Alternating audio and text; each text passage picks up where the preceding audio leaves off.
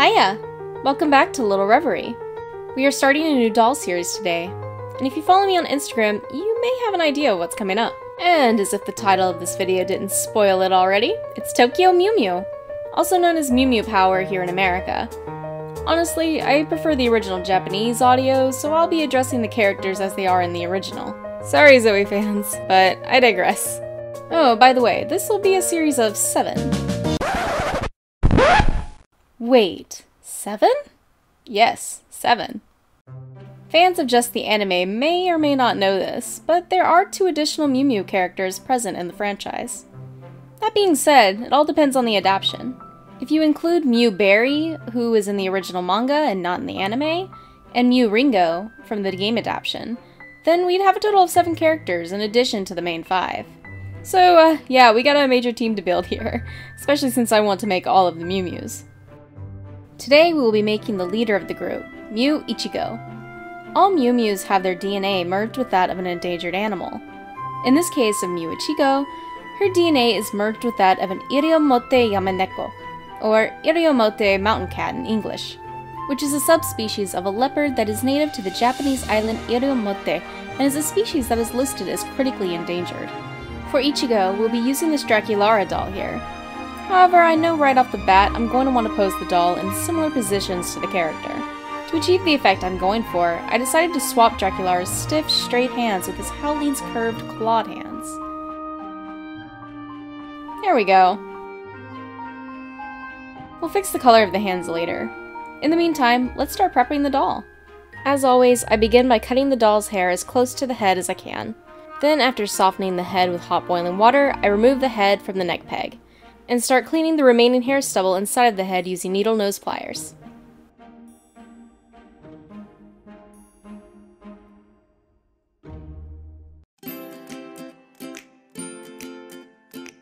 Once all of her hair has been removed, I clean off her factory paint with 100% pure acetone.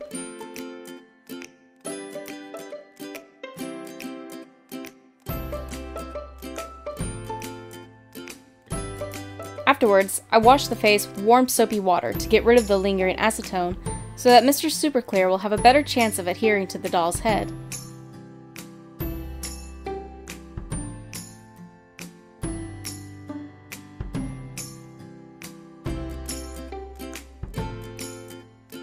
She also won't be needing her human ears since she'll be getting cat ears instead, so off they come!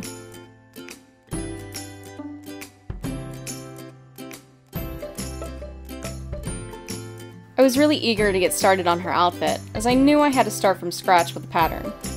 I've modified existing patterns before, but I've never really successfully made a new pattern on my own, even when using the plastic wrap and tape method. But I have gained some experience with sewing my own doll clothes since I last attempted it, so I was determined to make it work this time. I actually made a prototype before Ichigo's, just to get the basic shape down of the outfit, and the first attempt was a success. Now to make the actual outfit. Using the plastic wrap and tape method, I wrap the doll in plastic wrap and then go over the doll with tape. After the main area I want the pattern to be is laid out, I go in and sketch out my pattern pieces.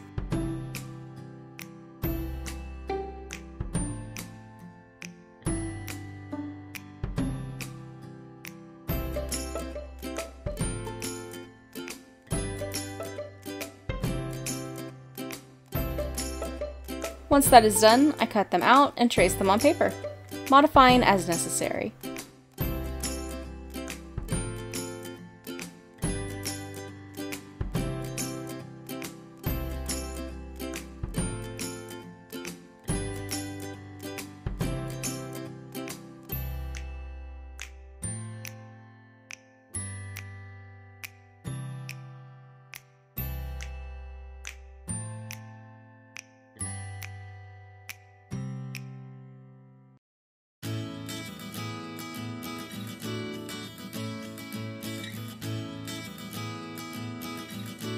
Because of the nature of the dress, I lengthened certain areas of the bodice as I traced the pattern on the paper, as well as giving the patterns a relatively good seam allowance.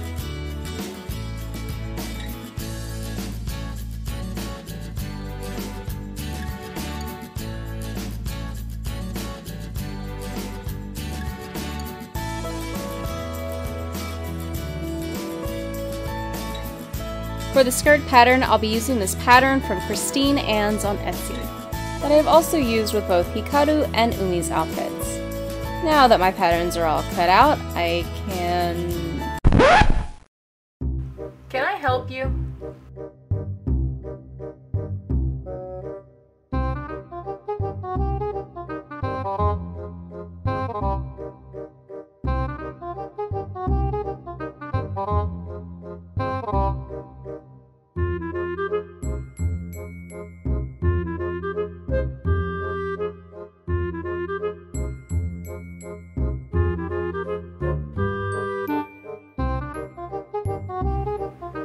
Aki, what are you doing? Hey, little man. You're occupying my workspace. Can you please move? Okay then. Eventually. Now that the adorable little distraction is out of the way, I use the patterns to trace and cut out my pieces on fabric, before sewing them together. Much later on, I actually ended up using a darker and more saturated pink. I initially bought the lighter pink thinking it would be the best shade, but it blended in a little too well with the skin, and the lack of contrast gave a very muted feeling that I didn't like. So I bought a different color, and I think this one looks better. Probably for the best though. Kinda felt like the first was a trial run, though it was technically my second attempt. Finishing off the outfit, I cut out a piece of dark pink fabric and glued it to the top of the bodice underneath. I then go over it with gluing pieces of flocking that I made from yarn to get the fluffy texture of her outfit.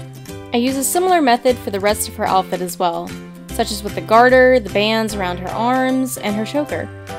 Moving on to the shoes, I use these boots that I believe belong to a Scara Screams doll, but because Mew Ichigo's boots have no heel, I filled in the empty section with epoxy sculpt before painting.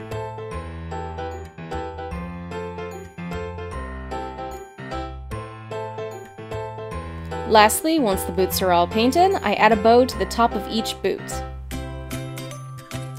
Looking good! Now then, on to making her tail. I first drilled a hole into the doll's lower back. Thanks, camera, for dying on me during the process of filming it. Then, taking some black fabric, I cut out two halves and sew them together. Turning the fabric out, I insert some wire to help make the tail posable, leaving excess to attach the tail to the body. I also add some leftover fluff from yarn wefts and some brushed out viscose.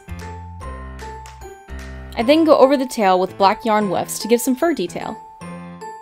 Midway into the process, however, it looked a lot thicker than what I desired, and so I ultimately decided to scrap it. So instead, I decided to utilize the same method I used with making Hikaru's braid in her video. Basically, I create a wire armature and tape it to strengthen it and prevent any sharp edges from poking out. Then I go over with fiber, and in this case that would be black yarn wefts. Here's the finished tail. I also went ahead and made her a bow out of a red wine colored silk fabric, with a little bell sewn into the center of it.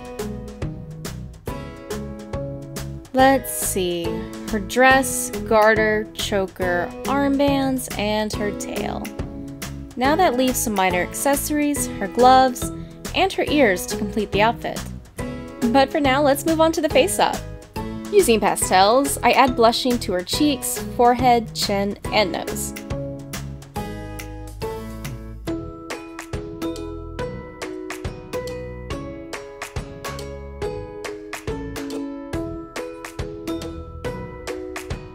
I first start out with a light brown pencil and gradually use darker browns as I go, spraying the doll once I can no longer build up any saturation.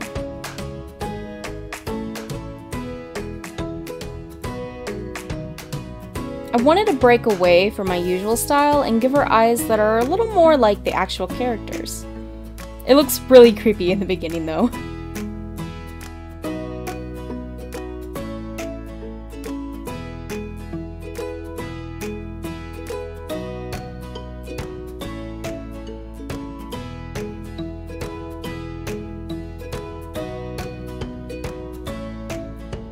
I sparingly and lightly use black to help darken the lining of the eyes and the lashes.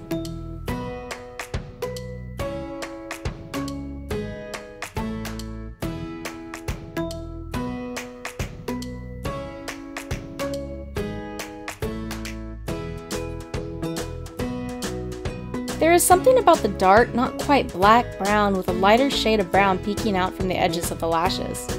It's a simple but pretty effect.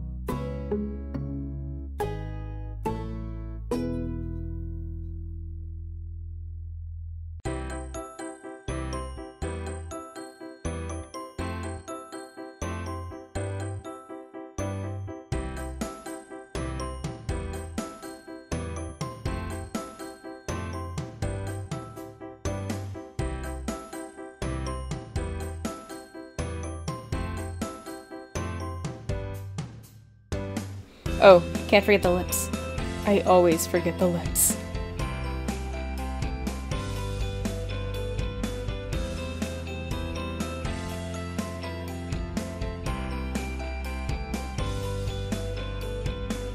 With each layer, because the white color pencil has the least opacity, I build up highlights under the eyebrows, the tops of the eyes, and over the cupid's bow of the lips.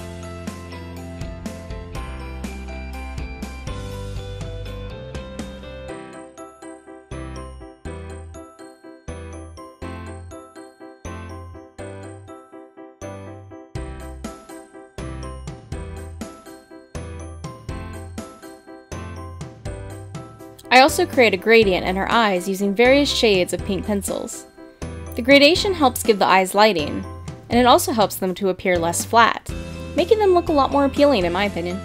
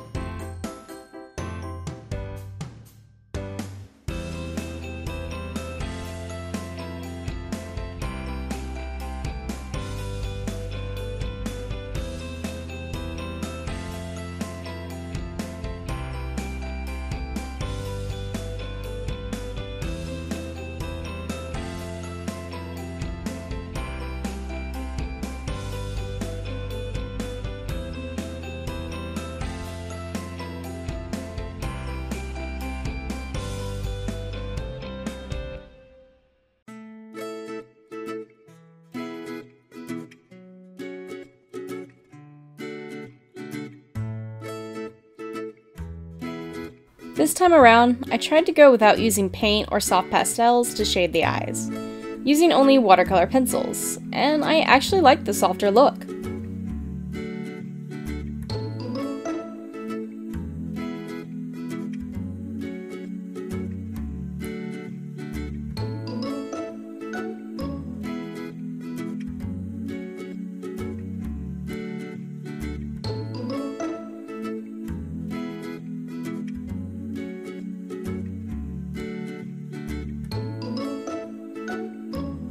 Finishing up, I lift pigment off of my white watercolor pencil with a brush to create the lights in the eyes.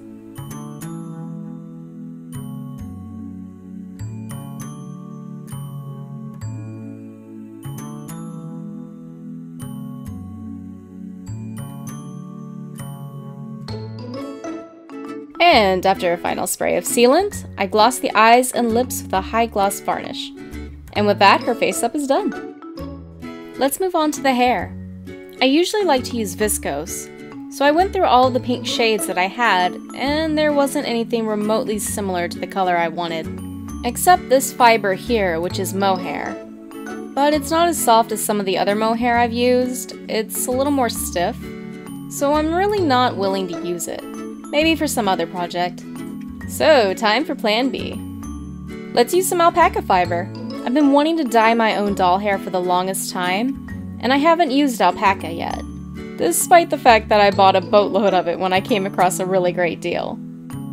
Before this project, I did dye some for practice, as well as to use for a later project that I have planned, and it came out great. I think I'm starting to like alpaca fiber more than viscose, so I may be using it a lot more often.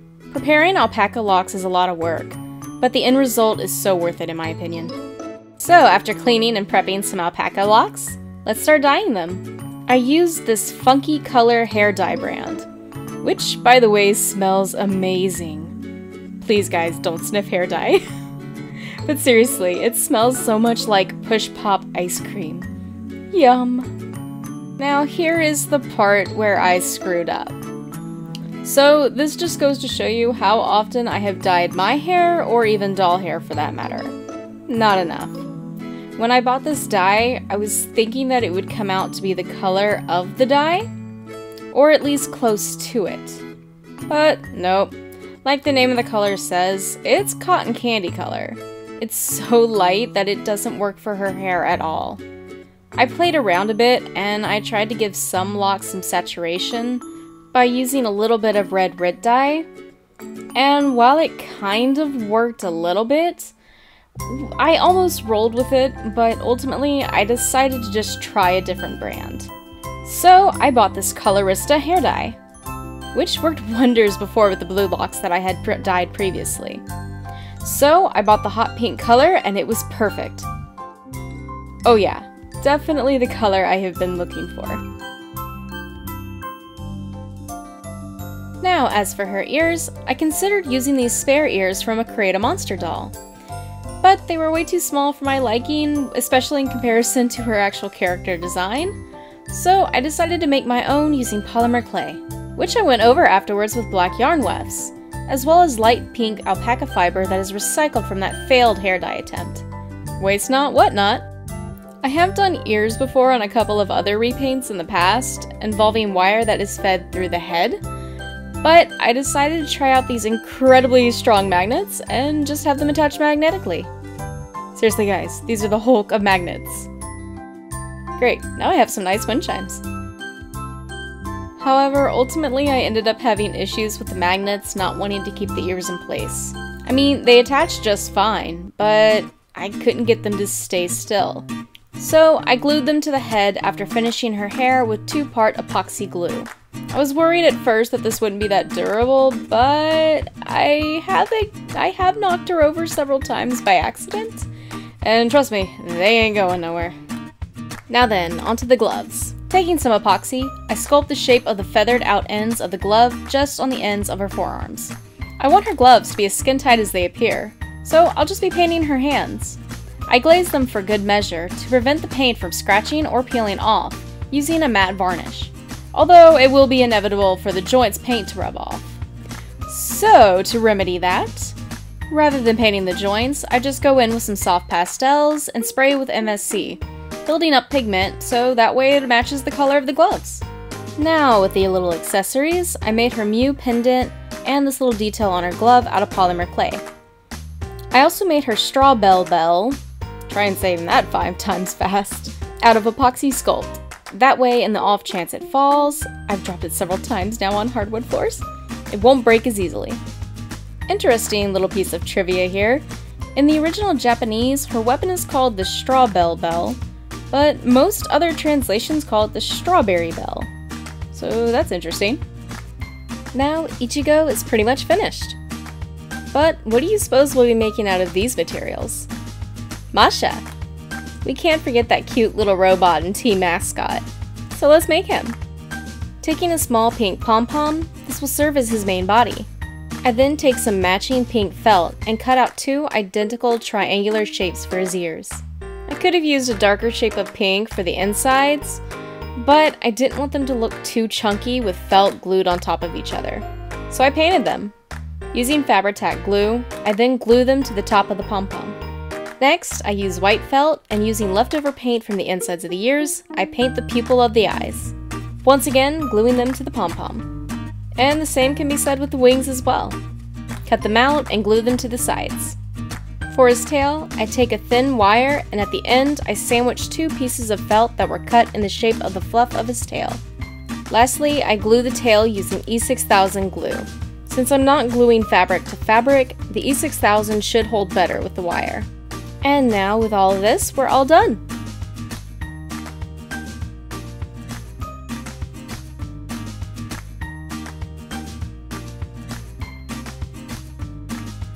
I've always loved magical girl anime, and I used to watch them a lot when I was little. Tokyo Mew Mew being one of my all-time favorites of the genre, along with Sailor Moon, of course. What is your favorite magical girl anime? Leave a comment down below. Honestly, I'm kind of hoping for some more recommendations. I've seen quite a lot so far. I really love how Ichigo turned out. She's just so adorable. I hope you all like her as well. As for the next Mew Mew, well, I'll leave that up to you guys. Leave a comment down below on which Mew Mew you would like to see next. As always, if you have enjoyed the video, be sure to leave a like and poke that sub button. It would help me out a lot. And with that, from Little Reverie to you, may you all have a wonderful day. Bye bye!